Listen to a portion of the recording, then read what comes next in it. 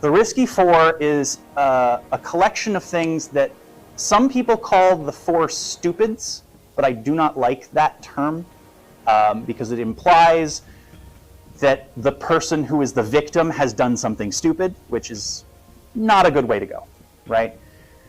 Because inevitably, that's a victim-blaming concept. Victims didn't cause the violence. The perpetrator caused the violence, right? But because we live in a society where that can happen, we do need to know what kinds of things are more risky behaviors that do put us at risk for being exposed to violence. Those four main things are risky places, risky things or activities, risky times, and risky people, right? We already talked about it. One, risky places where alcohol is served. Bars, clubs, concerts, those kind of places. Those are going to expose you to more risk of violence. Risky times, we talked about most violent crime happens at night, right? Risky activities.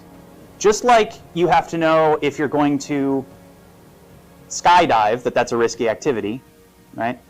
Going to a dance club where it is incredibly loud and there's flashing lights, but things are dark and you can't necessarily keep track of everyone and where you can go, that's a risky activity to be there and be participating in it as much as it's a risky place. And risky people. Following your gut on knowing who's a risky person. You know which of your friends is more likely to pick a fight, right? That's something to kind of keep in mind.